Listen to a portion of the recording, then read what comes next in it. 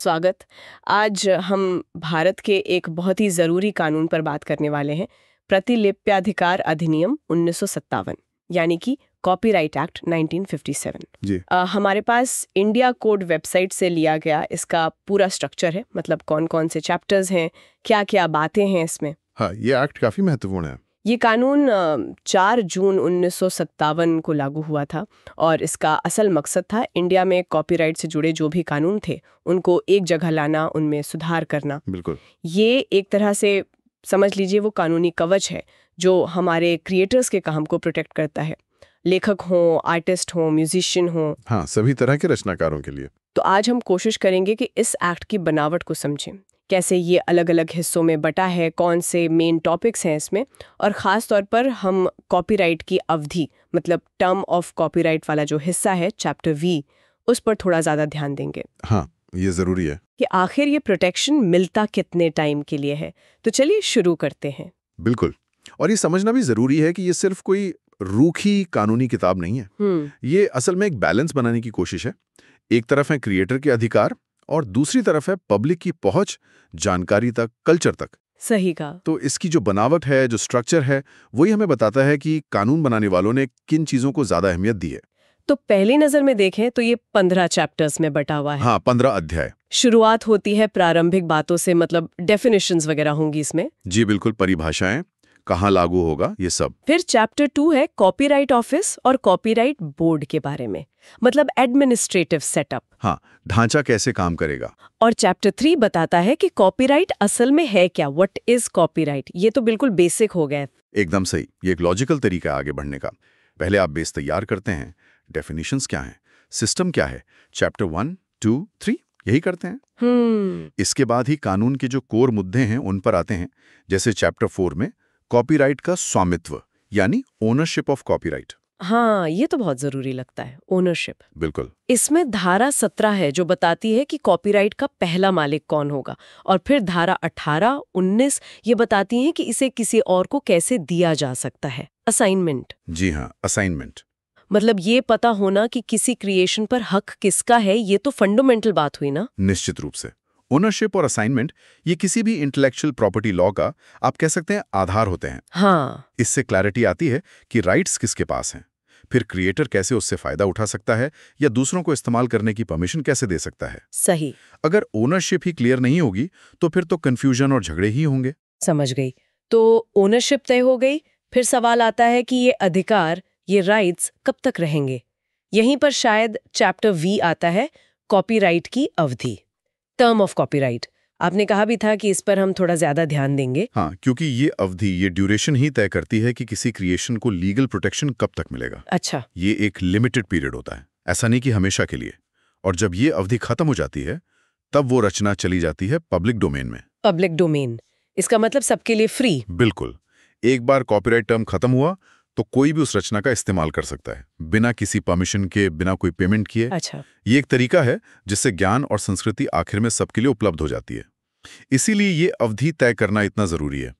ये क्रिएटर के इंटरेस्ट और सोसाइटी के इंटरेस्ट के बीच का बैलेंस है। तो ये अवधि तय कैसे होती है, क्या है इस चैप्टर वी में? मुझे धारा 22 दिख रही है, प्रकाशित साहित्यिक, नाटकीय, संगीत और कलात्मक कार्यों की अवधि, मतलब किताबें, प्ले, गाने, पेंटिंग्स वगैरह। हाँ, ये सबसे कॉमन कैटेगरी है।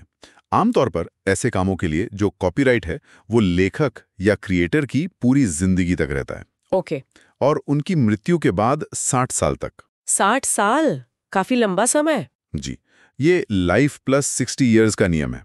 ये क्रिएटर को और उनके बाद उनके वारिसों को एक अच्छा खासा टाइम देता है कि वो काम से फायदा उठा सकें। लेकिन लगता है इसमें और भी बातें हैं। धारा 23 है, अज्ञात और छद्मनाम वाले कार्यों के बारे में, एनोनिमस एंड स्यूडोनिमस वर्क्स। इसका क्या मतलब हुआ? इसका मतलब है कि अगर किसी काम के लेखक का नाम पता ही नहीं है या उन्होंने कोई नकली नाम इस्तेमाल किया है, छद्म नाम, जैसे कोई पेन नेम। हाँ, जैसे पेन नेम, और उनकी सीधी पहचान पता नहीं है, तो फिर कॉपीराइट की गिनती अलग तरह से होती है। अच्छा, कैसे? ऐसे में अवधि आमतौर पर उस साल से गिनी जाती है जब वो काम पब्लिश हुआ था, पब्लिकेशन के साल से 60 साल तक। ओह, ये लॉजिकल है, क्योंकि लेखक की मृत्यु का तो पता ही नहीं। बिल्कुल। तो यहाँ गिनती का बेस लेखक की जिंदगी नहीं, पब्लिकेशन का साल बन जाता है। और धारा 24 है मरणोपरांत प्रकाशित कार्यों के लिए, पोस्थमस वर्क, यानी जो काम लेखक की डेथ के बाद पहली बार पब्लिश हुए हों। हाँ, उनके लिए भी नियम प्रकाशन के साल से ही है, आमतौर पर 60 साल। तो कानून ने ऐसी खास स्थितियों का भी ध्यान रखा है। और ये सिर्फ ट्रेडिशनल आर्ट फॉर्म्स तक ही सीमित नहीं है, यहाँ तो फिल्मों और म्यूजिक रिकॉर्डिंग का भी जिक्र है।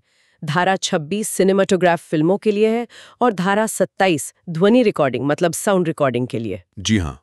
क्या इनके लिए भी वही लाइफ प्लस 60 वाला रूल है? नहीं, यहाँ पे मामला थोड़ा अलग है। फिल्मों और साउंड रिकॉर्डिंग्स के लिए कॉपीराइट की अवधि आमतौर पर उनके पब्लिकेशन के कैलेंडर साल के बाद से 60 साल तक होती है। पब्लिकेशन से 60 साल, लाइफ वाला फैक्टर नहीं? नहीं, ऐसा इसलिए है क्योंकि ये काम अक्सर किसी एक व्यक्ति के बजाय कंपनीज या स्टूडियो बनाते हैं। हाँ, ये तो है। और उनका जो इन्वेस्टमेंट और बनने का तरीका है वो अलग होता है। तो यहाँ गिनती का बेस पब्लिकेशन का साल होता है, किसी एक इंसान की जिंदगी नहीं। ये तो दिलचस्प है कि कानून कैसे अलग-अलग तरह की क्रिएशंस के नेचर को ध्यान में रखकर अवधि तय कर रहा है। ये नहीं कि बस एक ही नियम सब पर लगा दिया। बिल्कुल। और ये डाइवर्सिटी यहीं खत्म नहीं होती, कुछ और स्पेशल कैटेगरीज भी हैं। जैसे धारा 28 है सरकारी कामों के लिए, गवर्नमेंट वर्क्स। धारा 28A है पब्लिक अंडरटेकिंग्स के कामों के लिए, और धारा 29 है इंटरनेशनल ऑर्गेनाइजेशंस के कामों के लिए। अच्छा, इनके लिए भी अलग नियम है? हाँ, इन मामलों में भी अवधि आमतौर पर पब्लिकेशन के साल से 60 साल ही होती है। तो मतलब चैप्टर वी काफी डिटेल में बताता है कि अलग-अलग तरह के कामों के लिए कॉपीराइट प्रोटेक्शन कितने समय तक रहेगा। ये जो अवधि है, या कह लें कि ये कब तक वैलिड रहेगा, ये काफी अलग-अलग हो सकता है। सही कहा। ये जो क्लासिफिकेशन है ये दिखाता है कि कानून ने कितनी बारीकी से सोचा है। अलग-अलग तरह की रचनाएं वो कैसे बनती हैं, उनका कॉन्टेक्स्ट क्या है, सब ध्यान में रखा है। ये जो लिमिटेड पीरियड है, ये क्रिएटर या राइट होल्डर को एक मौका देता है कि वो अपने इन्वेस्टमेंट और मेहनत का फल पा सकें। हाँ, बिल्कुल। लेकिन साथ ही ये भी पक्का करता है कि आखिर में ये सारी रचनाएं समाज की साझी विरासत बने, पब्लिक डोमेन में आए और ज्ञान और कल्चर को आगे बढ़ाएं। जैसा मैंने कहा था, ये एक नाजुक बैलेंस है। ठीक है, तो अवधि तय हो गई, ये प्रोटेक्शन इतने साल तक रहेगा, लेकिन इन राइट्स का इस्तेमाल कैसे होगा? क्या मालिक हमेशा खुद ही सब करते हैं या दूसरों को यूज करने की परमिशन दे सकते हैं? शायद यहीं पर अगला चैप्टर आता है, चैप्टर 6 लाइसेंस। हाँ, लाइसेंसिंग बहुत महत्वपूर्ण है। चैप्टर 6 इसी के बारे में है। धारा 30 बात करती है वॉलंटरी लाइसेंस की। वॉलंटरी मतलब? मर्जी से। हाँ। जब कॉपीराइट मालिक अपनी मर्जी से किसी और को अपना काम इस्तेमाल करने की परमिशन देता है, अक्सर इसके बदले रॉयल्टी या कोई फीस ली जाती है। लेकिन क्या ऐसा भी होता है कि मालिक परमिशन ना देना चाहे, पर फिर भी वो काम इस्तेमाल करना जरूरी हो किसी खास मकसद के लिए? हाँ, और कानून ने इसका भी ध्यान रखा है। धारा 31, 31A, 31B ये कुछ खास सिचुएशंस में अनिवार्य लाइसेंस यानी कंपल्सरी लाइसेंस की व्यवस्था करती हैं। अनिवार्य लाइसेंस मतलब जबरदस्ती? जबरदस्ती नहीं कहेंगे, पर हाँ कुछ शर्तों के तहत। जैसे मान लीजिए कोई किताब है जो इंडिया में मिल ही नहीं रही है, पब्लिक के लिए उपलब्ध नहीं है, तो कुछ शर्तों के साथ सरकार या कॉपीराइट बोर्ड किसी को उसे ट्रांसलेट करने या पब्लिश करने का लाइसेंस दे सकता है। अच्छा। इसी तरह जो दिव्यांग व्यक्ति हैं उनके फायदे के लिए किसी काम को स्पेशल फॉर्मेट में उपलब्ध कराना हो तो उसके लिए भी अनिवार्य लाइसेंस का प्रावधान है। इसका मतलब ये हुआ कि अगर कोई पब्लिक इंटरेस्ट का मामला है तो काम को यूं ही बंद नहीं रहने दिया जाएगा, भले ही मालिक राजी ना हो। हाँ, पर ऐसा नहीं कि ये मुफ्त में होता है। इसके लिए जो शर्तें हैं वो पूरी करनी होती हैं और आमतौर पर मालिक को सही रॉयल्टी भी देनी पड़ती है। ये फिर से वही बैलेंस बनाने की कोशिश है, मालिक के अधिकार और पब्लिक की जरूरतें।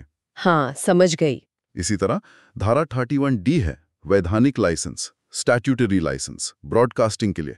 इससे रेडियो और टीवी स्टेशन कुछ शर्तों और पेमेंट के साथ गानों का ब्रॉडकास्ट कर सकते हैं। अच्छा, तो ये लाइसेंसिंग का सिस्टम भी काफी डिटेल में है।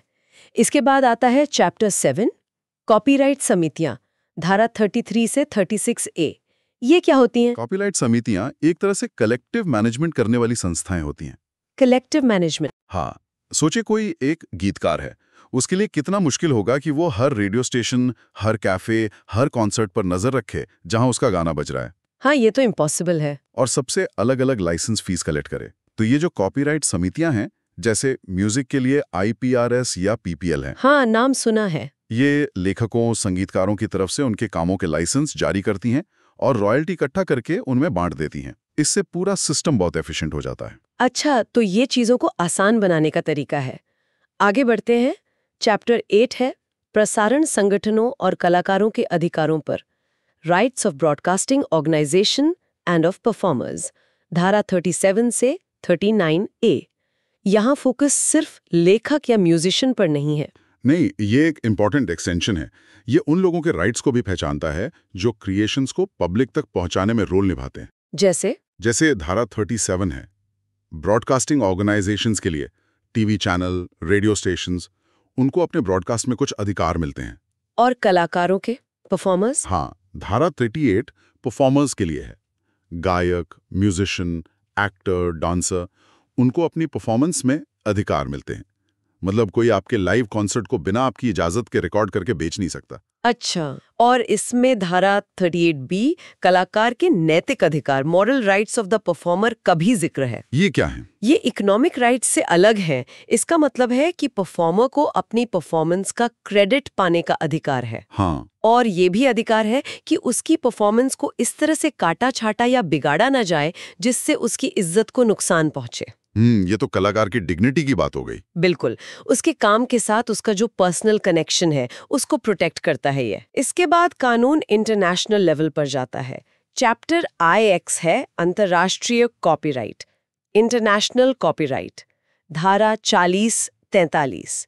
ये कैसे काम करता है? क्या इंडिया का कानून दूसरे देशों में भी लागू होता है? सीधे तौर पर तो नहीं। कॉपीराइट कानून आमतौर पर देश की सीमाओं तक ही सीमित होते हैं। तो फिर? लेकिन दुनिया भर के देश इंटरनेशनल ट्रीटीज के मेंबर हैं, जैसे बोन कन्वेंशन है, ट्रिप्स एग्रीमेंट है। हाँ, सुना है। तो चैप्टर IX और इससे जुड़े नियम, जैसे वो लिस्ट में अंतर्राष्ट्रीय कॉपीराइट आदेश 1999 का जिक्र है। हाँ है। ये इन्हीं इंटरनेशनल समझौतों को लागू करने का तरीका बताते हैं। इनके जरिए इंडिया विदेशी क्रिएटर्स के कामों को यहाँ प्रोटेक्ट करता है और बदले में इंडियन क्रिएटर्स को दूसरे मेंबर देशों में प्रोटेक्शन मिलती है। अच्छा, तो ये रेसिप्रोकल होता है? हाँ, काफी हद तक आज की कनेक्टेड दुनिया में बहुत जरूरी है। हाँ, बिल्कुल। अब आते हैं इन्फोर्समेंट पर, मतलब कानून लागू कैसे होगा। चैप्टर X है कॉपीराइट के पंजीकरण के बारे में, रजिस्ट्रेशन ऑफ कॉपीराइट, धारा 44 से 50A। क्या इंडिया में कॉपीराइट रजिस्टर करवाना जरूरी है? देखिए, जरूरी नहीं है। इंडिया में कॉपीराइट प्रोटेक्शन आपको काम बनाने के साथ ही अपने आप मिल जाता है। अपने आप, बिना कुछ किए? हाँ, रजिस्ट्रेशन की जरूरत नहीं है प्रोटेक्शन के लिए। लेकिन रजिस्ट्रेशन करवाने का एक बड़ा फायदा है। क्या फायदा? अगर कभी कोई झगड़ा होता है, मामला कोर्ट में जाता है, तो कॉपीराइट रजिस्टर आपके मालिक होने का एक प्राइमा फेशिया एविडेंस माना जाता है। प्राइमा फेसी मतलब? पहले नजर में सबूत। हाँ, मतलब कोर्ट शुरू में ये मानकर चलेगी कि आप ही मालिक हैं, जब तक कि दूसरा पक्ष इसे गलत साबित ना करते। तो ये केस लड़ने में काफी मदद करता है। अच्छा, तो ये एक तरह का प्रूफ है?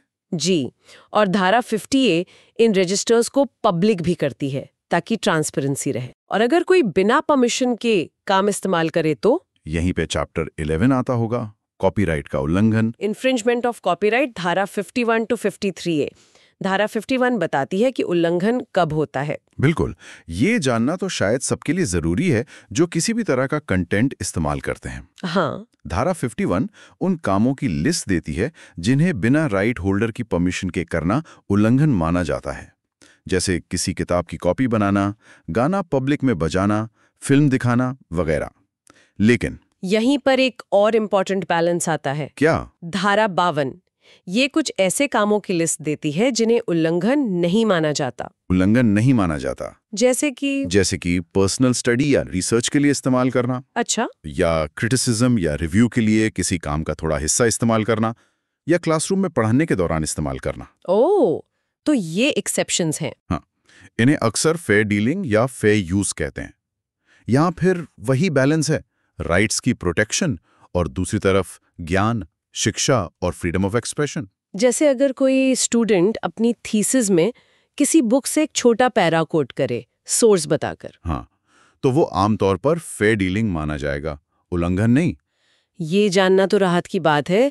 लेकिन अगर उल्लंघन होता है और वो फेयर डीलिंग में नहीं आता, तो फिर क्या होता है? तब आता है चैप्टर 12, नागरिक उपचार, सिविल रेमेडीज, धारा 54 to 62।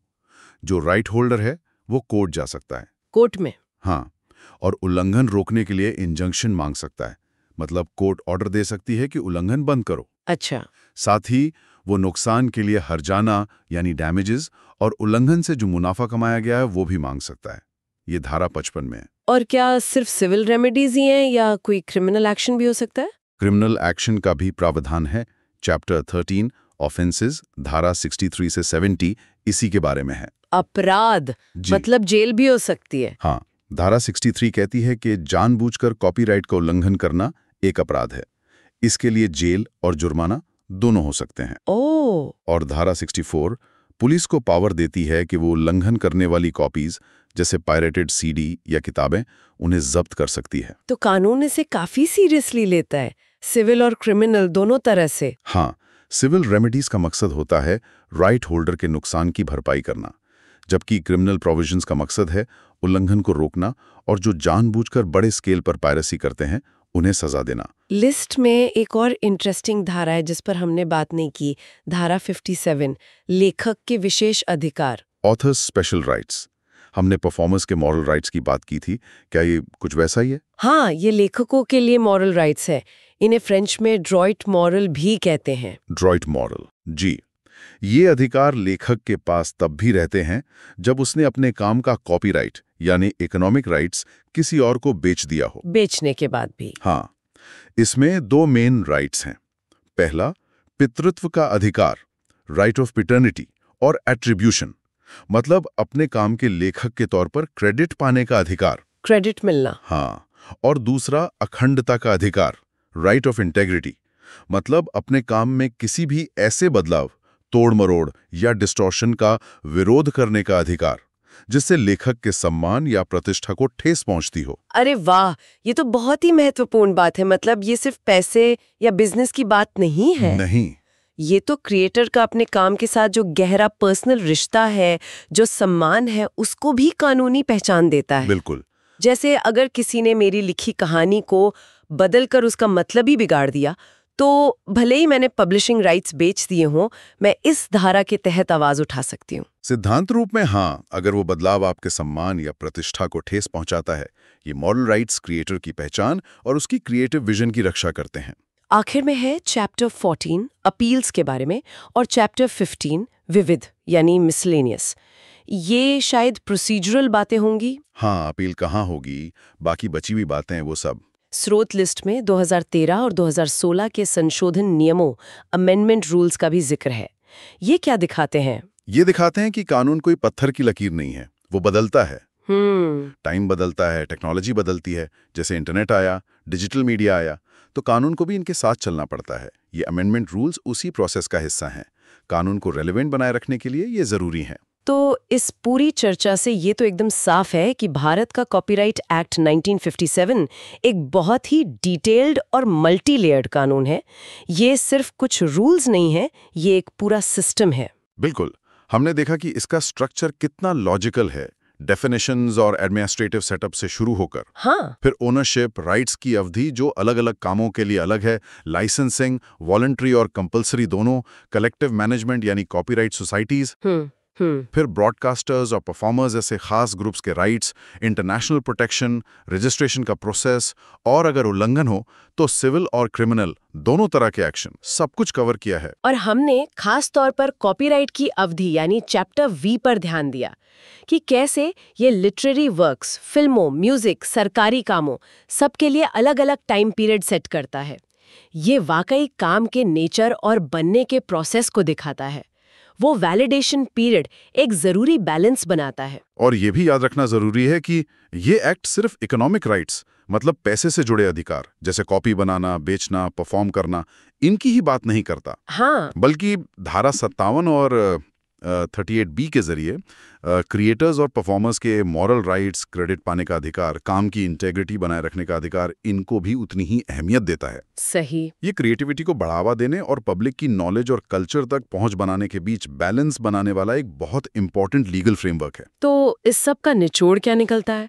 ये कानून सिर्फ वकीलों या बड़ी कंपनियों के लिए नहीं है। नहीं, बिल्कुल नहीं। ये हर उस इंसान के लिए मायने रखता है जो कुछ बनाता है, चाहे वो राइटर हो, ब्लॉगर हो, यूट्यूबर हो, musician, painter, photographer, software developer हो, हाँ, या फिर जो दूसरों का बनाया हुआ कंटेंट इस्तेमाल करता है, शेयर करता है या बस उसे अप्रिशिएट करता है। इसकी बनावट को समझने से हमें एक आइडिया मिलता है कि कैसे काम करता है और क्यों ये हमारी डिजिटल और क्रिएटिव लाइफ का एक अहम हिस्सा है। और यहीं पर एक दिलचस्प सवाल भी खड़ा होता है। क्या? सोचिए, ये कानून बना तो 1957 में था। हाँ। ठीक है, इसमें कई बार बदलाव हुए हैं, अमेंडमेंट्स हुए हैं, पर क्या ये आज की जो डिजिटल दुनिया है, हाँ। उसकी चुनौतियों का पूरी तरह सामना करने के लिए तैयार है? ये तो सोचने वाली बात है। जैसे आर्टिफिशियल इंटेलिजेंस, AI, हाँ। जो कंटेंट बना रही है, हाँ। उसका कॉपीराइट किसका होगा? हाँ, ये तो बिल्कुल नया सवाल है। या जो ऑनलाइन स्ट्रीमिंग सर्विसेज हैं, हाँ। उनके जो जटिल ग्लोबल लाइसेंसिंग मॉडल्स हैं, हाँ, ये एक्ट उन्हें कैसे हैंडल करता है? ये सोचना होगा कि ये ढांचा भविष्य की इन और ऐसी ना जाने कितनी अनिश्चितताओं से निपटने के लिए कितना तैयार है और इसे आगे कैसे बदलना पड़ सकता है।